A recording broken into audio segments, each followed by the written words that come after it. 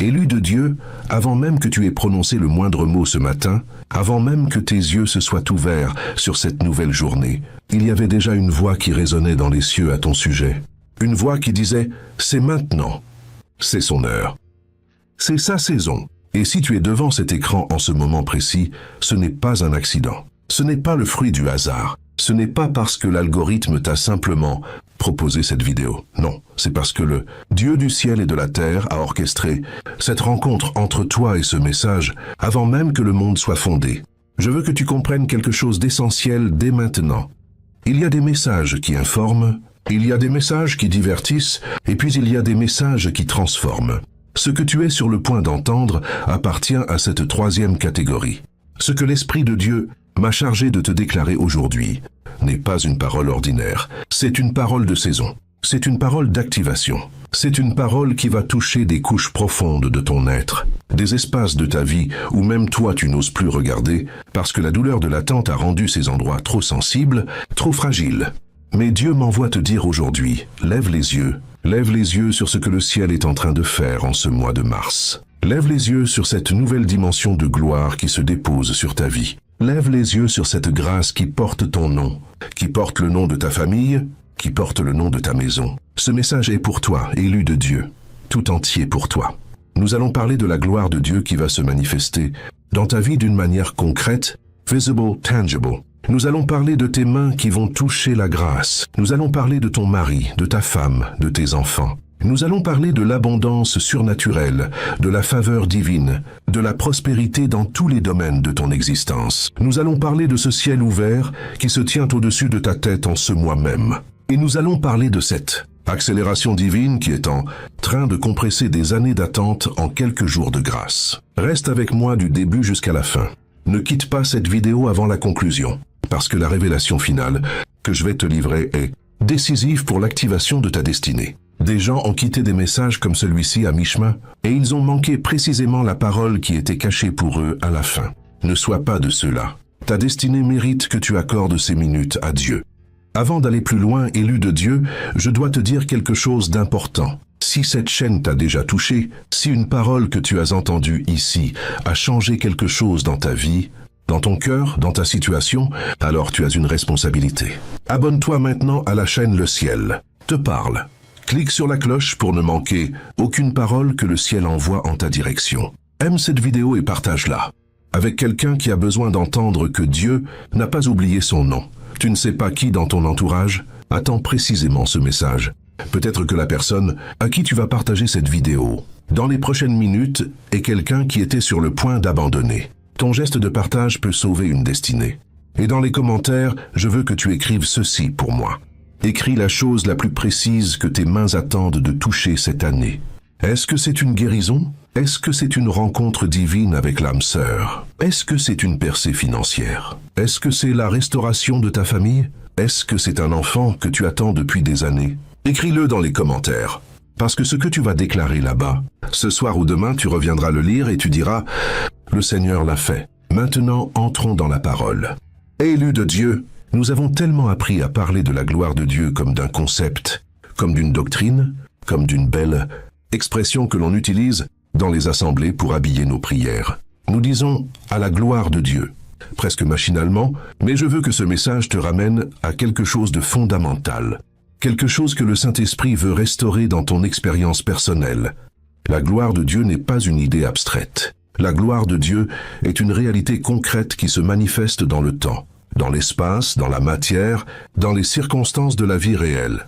Laisse-moi t'illustrer cela avec quelque chose de concret. Il y a quelques années, dans une ville d'Afrique de l'Ouest, une femme que je vais appeler Aimée vivait dans une situation que beaucoup auraient qualifiée de désespérée. Elle avait perdu son emploi. Son mari l'avait quittée avec leurs 2 enfants. Elle dormait dans une pièce unique dont elle avait du mal à payer le loyer mensuel. Elle était croyante. Elle allait à l'église, mais dans le secret de ses nuits, elle se demandait si Dieu voyait vraiment sa situation.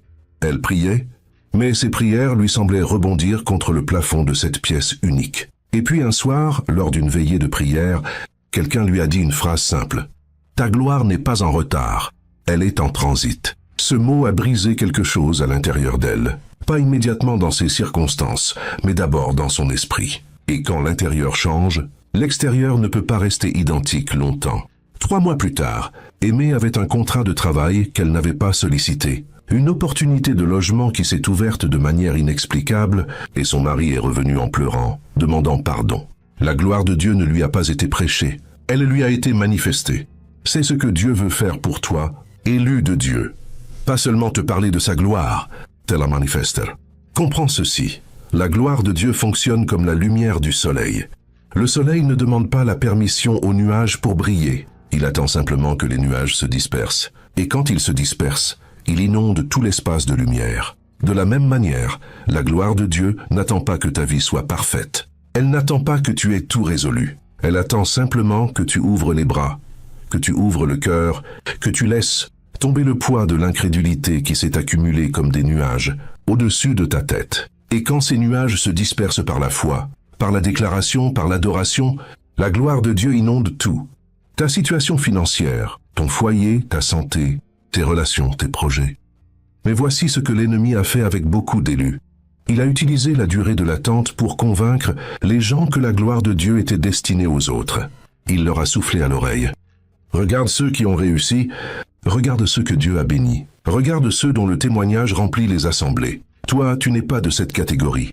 Et lentement, insidieusement, cette pensée a installé une distance entre toi et ta propre destinée. Elle t'a fait croire que tu regardes la gloire de Dieu de l'extérieur comme quelqu'un qui regarde une fête par la fenêtre sans pouvoir entrer. Je suis venu te dire aujourd'hui que cette fenêtre va s'ouvrir. Non, elle va s'arracher de ses gonds. Et tu ne regarderas plus de l'extérieur. Tu seras au cœur de la manifestation. Tes mains sont destinées à toucher la grâce. Élu de Dieu, il y a quelque chose de profond dans la symbolique des mains dans l'Écriture et dans l'expérience spirituelle. Les mains représentent l'action, la capacité, le travail, la construction. Ce que tes mains touchent définit souvent le territoire de ta vie. Et quand Dieu dit qu'il veut que tes mains touchent sa grâce, il ne parle pas d'une expérience mystique éthérée. Il parle de quelque chose de concret, de mesurable, de visible. Pense à Moïse. Cet homme avait fui pendant 40 ans. 40 ans de honte, de rupture, d'identité brisée. Il était devenu berger dans un désert, lui qui avait grandi dans le palais le plus puissant du monde connu. Et puis un jour, Dieu lui parle depuis un buisson qui brûle sans se consumer, et lui pose une question déconcertante. « Qu'est-ce que tu as dans ta main ?» Moïse avait un bâton, rien d'extraordinaire, un simple morceau de bois que n'importe quel berger aurait pu tenir. Mais quand ce bâton ordinaire a été mis dans la perspective de la grâce divine, il est devenu l'instrument de prodiges qui ont fait fléchir un empire. La question que le Saint-Esprit me charge de te poser ce soir est identique. Qu'est-ce que tu as dans tes mains ? Peut-être que tu regardes tes mains et tu vois l'ordinaire. Tu vois des compétences que tu juges insuffisantes. Tu vois des ressources que tu estimes trop limitées. Tu vois des opportunités qui semblent trop fragiles, trop incertaines, trop petites par rapport à l'ampleur de tes rêves. Mais Dieu dit, « Donne-moi ce que tu as dans tes mains, et je vais te montrer ce que la grâce peut en faire. » Il y a une femme, appelons-la Myriam, que je connais à travers un témoignage qui m'a été rapporté depuis l'Europe.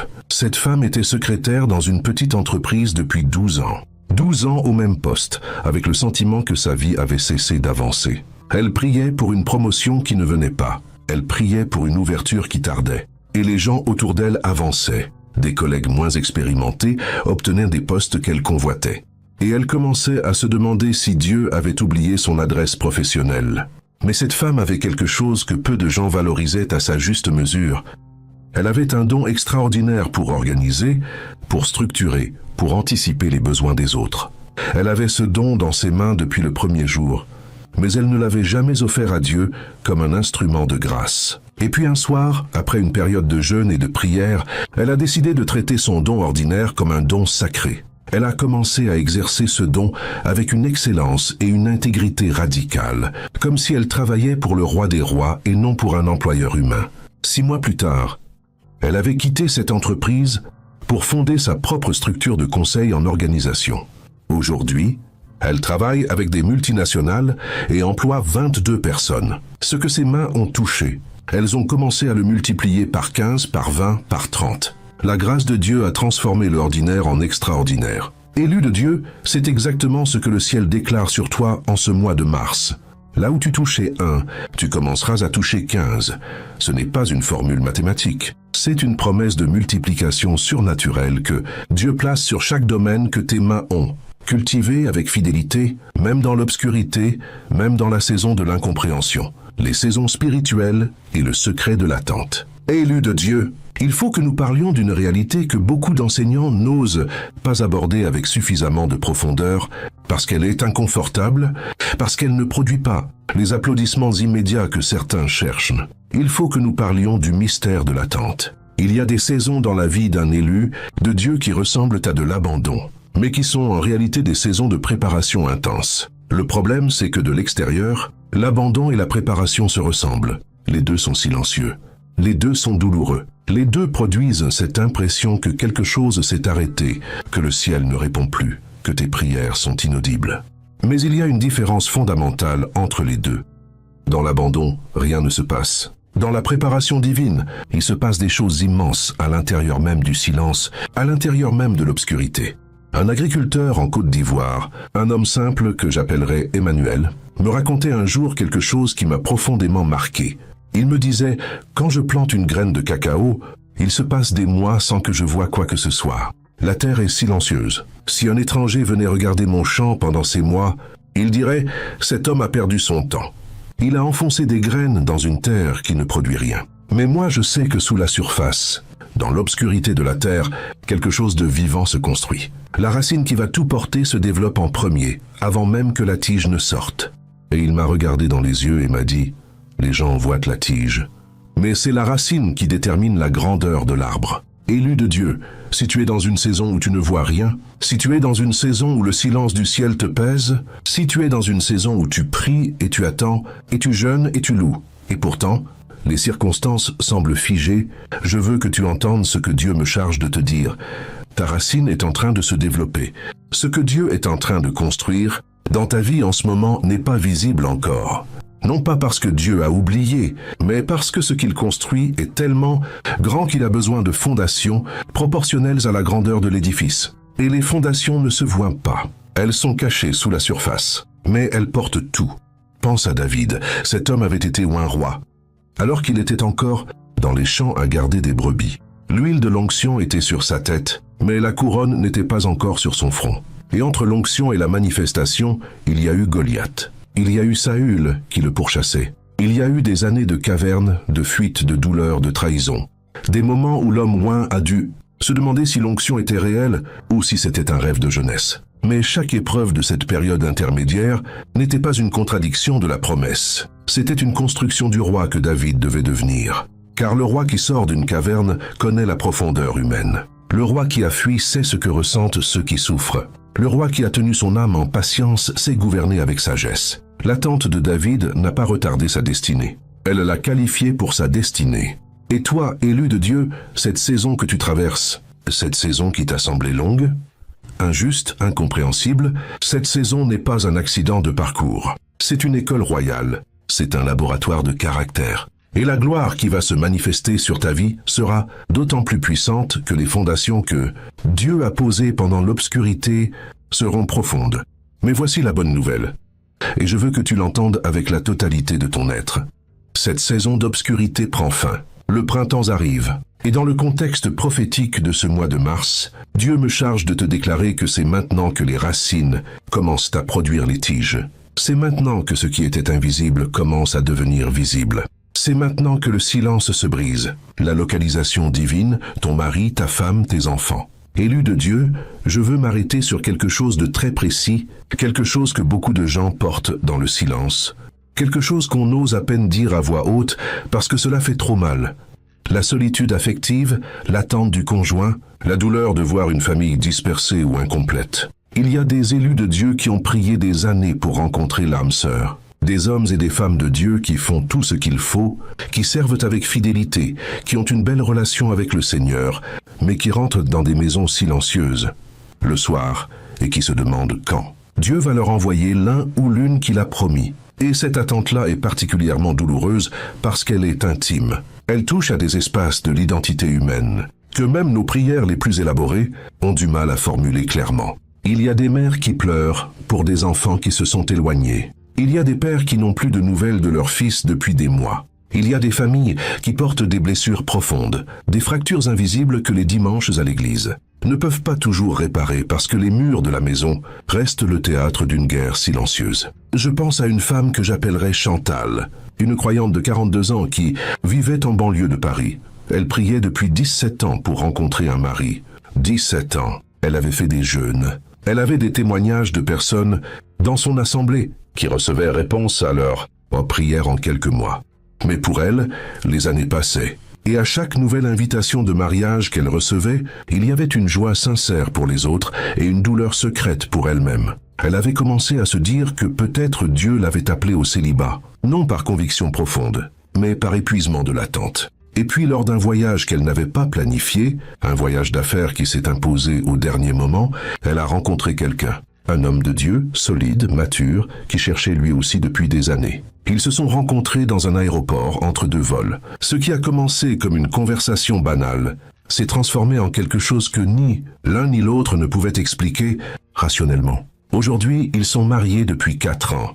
Ils ont 2 enfants. Et Chantal dit souvent dans son témoignage « Dieu ne m'a pas donné ce que je demandais.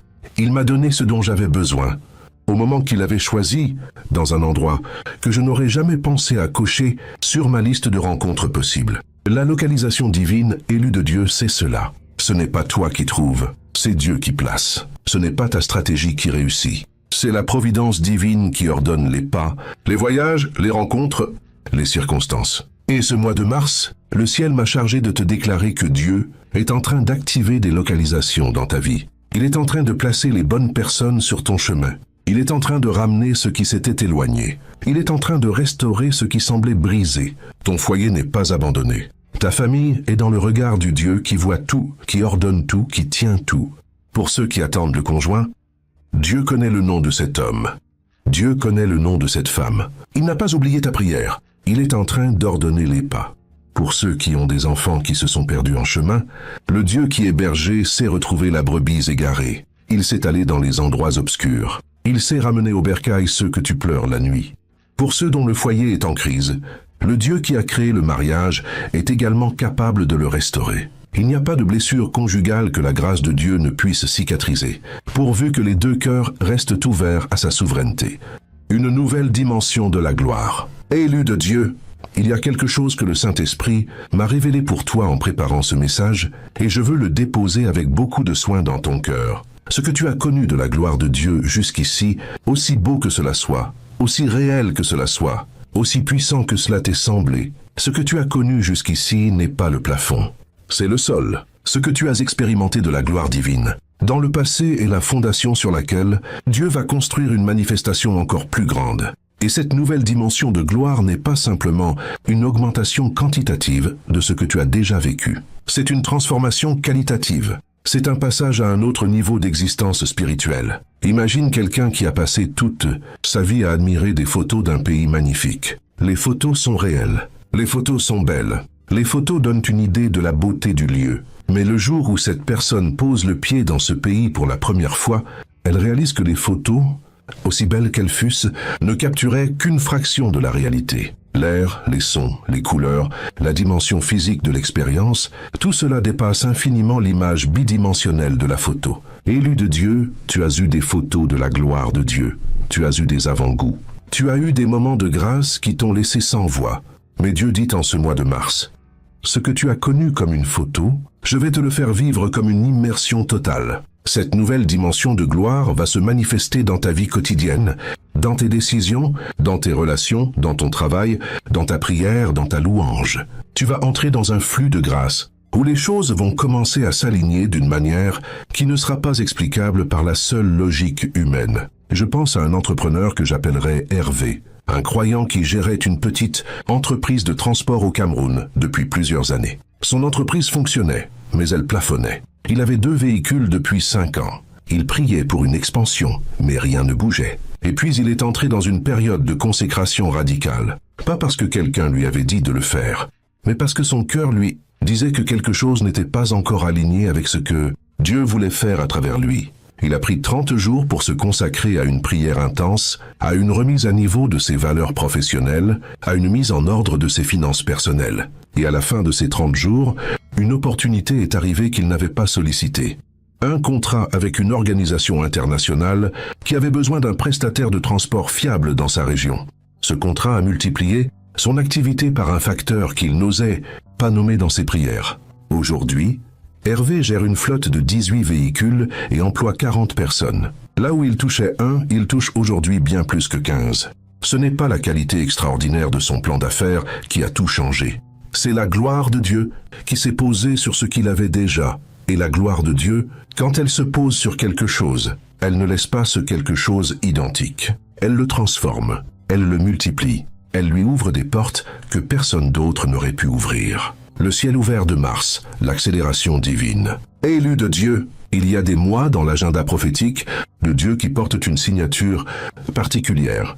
Il y a des saisons dans le calendrier du ciel qui sont chargées d'une grâce spécifique, d'une facilité divine, d'un alignement providentiel qui rend les choses possibles d'une manière qui n'était pas possible dans la saison précédente. Et ce mois de mars, je dois te le dire avec toute l'autorité que l'Esprit de Dieu m'accorde, porte en lui la signature d'un ciel ouvert. Un ciel ouvert, qu'est-ce que cela signifie concrètement ? Cela signifie que la communication entre le ciel et la terre est fluide, sans obstacle, sans résistance. Cela signifie que les ressources du ciel sont accessibles d'une manière particulièrement directe. Cela signifie que ce que tu sèmes en ce mois-ci porte en lui une puissance de multiplication que d'autres saisons ne portaient pas. Un ciel ouvert, c'est comme une fenêtre dans un mur épais. Quand elle est fermée, la lumière du dehors ne peut pas entrer, même si le soleil brille de tout son éclat. Mais quand la fenêtre s'ouvre, la lumière inonde la pièce instantanément, sans effort supplémentaire de ta part. Et ce mois de mars, Dieu a ouvert cette fenêtre au-dessus de ta vie. Non pas parce que tu l'as mérité, non pas parce que tu as atteint un niveau de perfection spirituelle suffisant, mais parce que la souveraineté de Dieu a décidé que c'est ta saison. C'est ton heure. C'est ton moment.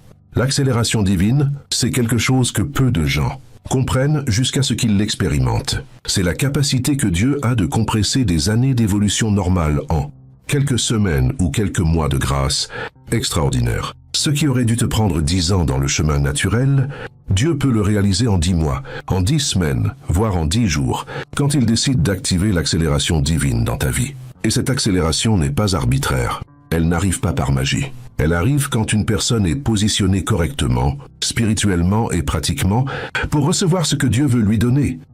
Élu de Dieu, je veux te poser une question sérieuse. Est-ce que tu es positionné pour recevoir l'accélération? Est-ce que ton cœur est dans un état de réception? Est-ce que tu as abandonné les pesanteurs qui ont ralenti ta marche jusqu'ici? Les ressentiments, les peurs, les habitudes de médiocrité, les alliances qui t'ont coûté plus qu'elles ne t'ont apporté? Parce que l'accélération divine ne peut pas fonctionner sur un véhicule dont les freins sont bloqués. Si tu veux avancer vite, il faut d'abord relâcher les freins, la faveur divine, être vu là où personne ne t'imaginait. Élu de Dieu, parlons maintenant de cette réalité extraordinaire qu'est la faveur de Dieu, cette dimension de la grâce divine, qui fait que les portes s'ouvrent avant même que tu frappes, que les cœurs se tournent vers toi avant même que tu aies parlé, que les opportunités viennent te chercher là où tu te trouves au lieu de t'obliger à courir après elles. La faveur divine, c'est ce que le monde appelle parfois de la chance, mais que ceux qui connaissent Dieu reconnaissent comme la main invisible, qui arrange les situations dans ton intérêt, qui prépare les cœurs des hommes en ta faveur, qui place les ressources sur ton chemin avant que tu aies identifié ton besoin. Il y a une jeune femme, appelons-la Déborah, qui vivait au Ghana et qui avait postulé pour un poste dans une organisation internationale. Elle avait les compétences requises, elle avait la formation, elle avait l'expérience. Mais elle était l'une parmi 340 candidats. Des candidats qui venaient de partout dans le monde. Des profils brillants, avec des diplômes impressionnants, des réseaux professionnels solides. Déborah, elle, n'avait pas de réseau dans cette organisation. Elle n'avait pas de piston. Elle n'avait pas de contact qui pouvait plaider sa cause en coulisses. Elle avait uniquement sa confiance en Dieu et une prière qu'elle avait faite le matin du jour de son entretien. « Seigneur, que ta faveur me précède. » Et quelque chose s'est passé pendant cet entretien que le comité de sélection lui a avoué après. Ils avaient décidé dès les premières minutes de l'entretien qu'elle était la candidate. Pas à cause de ce qu'elle avait dit de particulièrement brillant, mais à cause de quelque chose qu'il ne pouvait pas nommer, une qualité de présence, une clarté de vision, une paix qui se dégageait d'elle et qui avait dominé toute la pièce. La faveur divine avait précédé Déborah dans cette salle, avait préparé les esprits de ceux qui avaient le pouvoir de décider, et avait fait d'elle la candidate évidente dans des circonstances qui, humainement, n'auraient pas dû lui donner cet avantage. Élu de Dieu, ce que Dieu veut activer sur ta vie en ce mois de mars, c'est cette faveur qui précède. C'est cette onction qui ouvre les portes avant même que tu arrives devant elle. C'est ce positionnement divin qui te place là où personne n'aurait imaginé te voir. Pas parce que tu as manipulé les circonstances, pas parce que tu as utilisé des stratégies humaines ingénieuses, mais parce que la main de Dieu est sur toi et que cette main a une autorité sur les cœurs et les circonstances que rien dans ce monde ne peut contredire. Il y a des endroits dans ta vie, dans ta carrière, dans ta sphère d'influence, où Dieu va te placer en ce mois et dans les mois qui viennent, et les gens diront « Comment est-il arrivé là?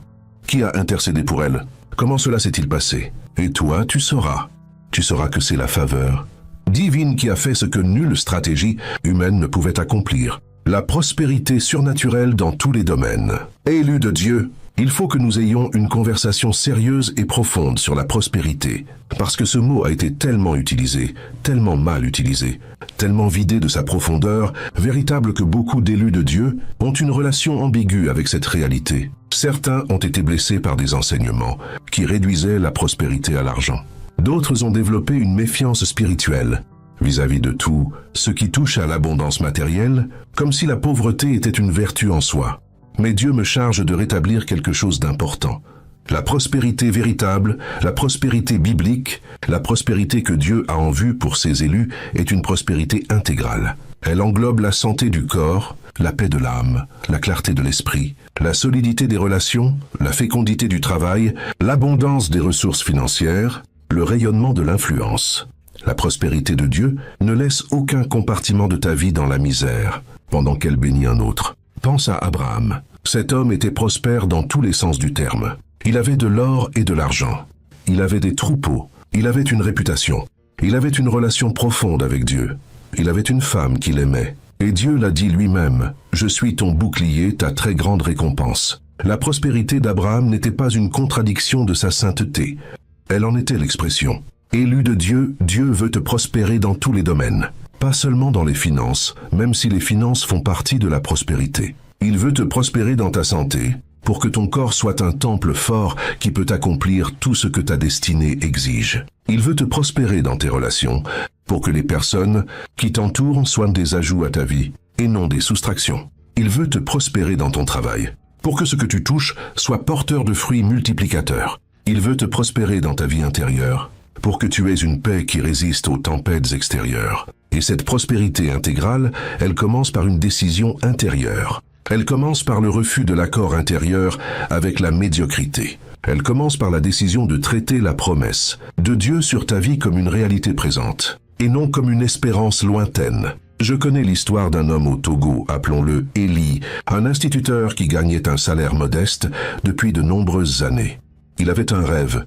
Créer une école privée qui offrirait une éducation de qualité aux enfants de son quartier, un quartier où les familles n'avaient pas les moyens d'envoyer leurs enfants dans les établissements cotés. Mais chaque fois qu'il présentait son projet à des gens susceptibles de l'aider, on lui disait que ses moyens étaient insuffisants, que son réseau était trop limité, que son projet était trop ambitieux pour ses ressources actuelles. Et il avait failli abandonner. Il avait failli ranger ce rêve dans le tiroir des choses impossibles. Mais un soir, pendant la prière, il a senti quelque chose se lever à l'intérieur de lui. Une certitude, une conviction que Dieu n'avait pas mis ce rêve dans son cœur pour le laisser mourir dans un tiroir. Il a repris son projet. Il l'a présenté à nouveau. Cette fois avec une foi différente, une assurance différente, une autorité différente. Et les portes qui s'étaient fermées se sont ouvertes. Des partenaires qu'il n'avait pas cherchés sont apparus. Des ressources qu'il n'avait pas sollicitées ont été mises à sa disposition. Aujourd'hui, son école accueille près de 400 enfants et il est en train d'ouvrir un deuxième établissement. La prospérité de Dieu s'est manifestée dans sa vie parce qu'il a refusé de réduire son rêve à la dimension de ses ressources actuelles. Révélation prophétique pour ce mois. Élu de Dieu, je veux maintenant parler comme quelqu'un qui regarde dans le monde spirituel parce que c'est ainsi que le Saint-Esprit m'a mandaté pour ce message.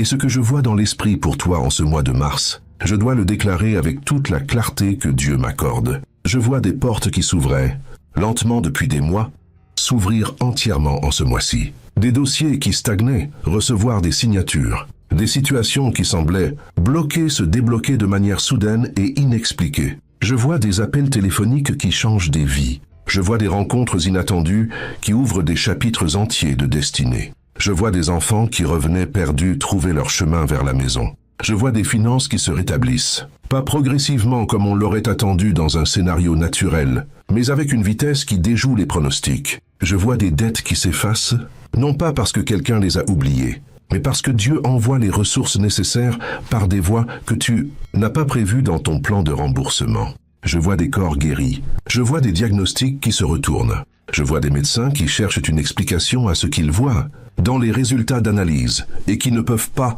en trouver une dans leur manuel. Je vois la puissance de Dieu traverser les corps malades comme la lumière traverse le verre, sans effort, sans résistance, laissant derrière elle la trace de la guérison complète. Je vois des mariages qui se contractent. Je vois des unions que personne n'attendait se former en quelques mois. Je vois des cœurs solitaires recevoir la réponse que leurs prières nocturnes portaient. Je vois de l'élévation. Je vois des promotions. Je vois des nominations dans des postes que tu n'avais pas osé mettre sur ta liste de prières parce que tu jugeais ta candidature trop audacieuse. Je vois ton nom prononcé dans des salles de décision où tu n'étais pas présent physiquement, mais où la grâce de Dieu a introduit ta réputation avant toi. Et je vois, au-dessus de tout cela, je vois la gloire de Dieu comme un nuage lumineux qui se dépose sur ta vie, sur ta maison, sur tout ce que tu fais, sur tout ce que tu touches. Et partout où cette gloire se dépose, l'ordinaire devient extraordinaire, le limité devient abondant, le fermé devient ouvert, le mort revient à la vie. Élus de Dieu, nous allons maintenant entrer dans une dimension de déclaration. Ce que je vais prononcer, je veux que tu le reçoives non pas comme de belles paroles poétiques, mais comme des réalités spirituelles que tu adoptes comme tiennes, que tu ancres dans ton cœur et dans ta bouche, et que tu porteras avec toi comme des clés pour ouvrir les portes de cette nouvelle saison. Je déclare sur toi, au nom de Jésus-Christ, que les limitations qui ont défini ton passé n'ont aucun droit sur ton avenir. Tout ce que la peur t'a dit que tu ne pouvais pas atteindre, tout ce que l'échec t'a convaincu que tu ne méritais pas, tout ce que les voix de la médiocrité ont déposé comme conviction dans ton esprit, je le déclare brisé, annulé, sans effet dans ta vie à partir de ce jour. Je déclare que tes mains sont des mains de grâce. Tout ce que tes mains touchent dans ce mois de mars et dans les mois qui viennent est soumis à la loi de la multiplication divine. Là où tu touchais 1, tu commences à toucher 15. Ce chiffre n'est pas une limite, c'est un point de départ. Dieu a des multiplications bien au-delà de ce que nous osons déclarer. Je déclare sur ton foyer que la paix de Dieu règne comme un roi dans ta maison. Je déclare que tout ce qui avait introduit la division, la tension, la discorde dans ton foyer est expulsé par l'autorité du nom de Jésus-Christ. Je déclare que ton mari te verra d'un regard nouveau. Je déclare que ta femme sera entourée de la faveur de Dieu.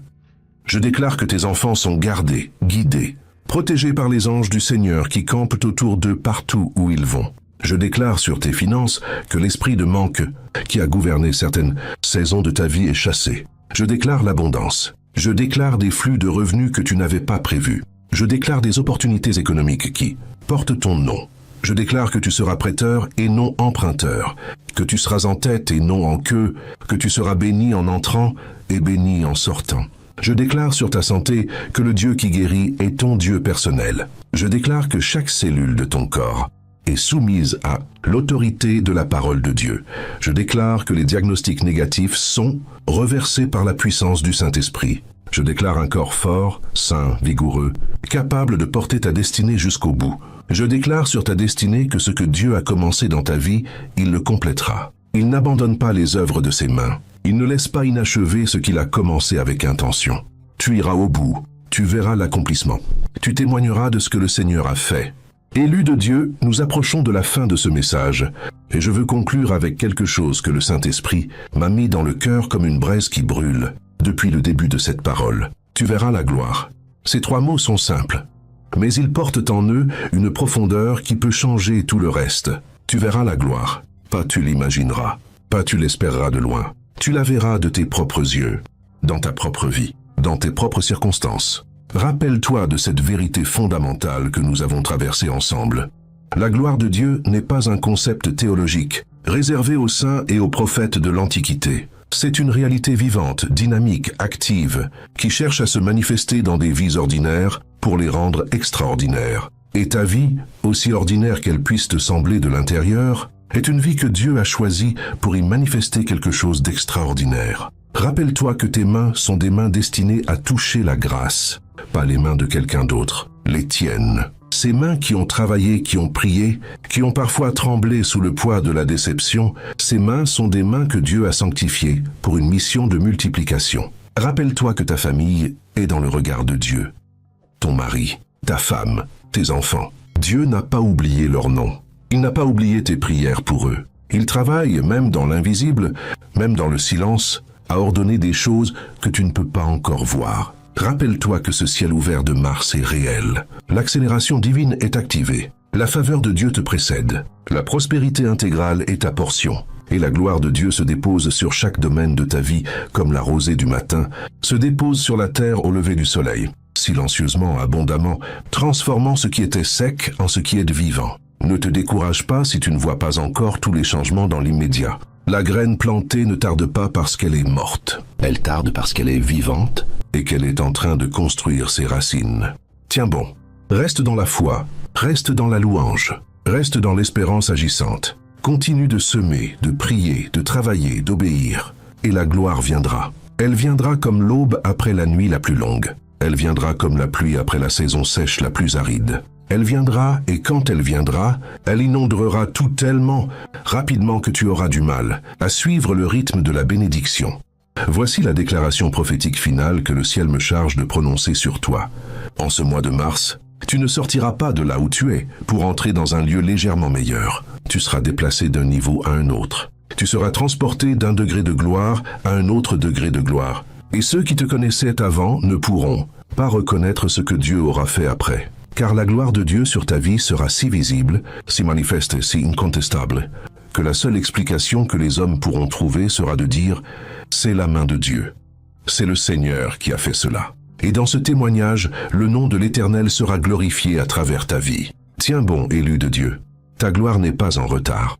Elle est en transit, et elle arrive. Au nom puissant de Jésus-Christ, Amen.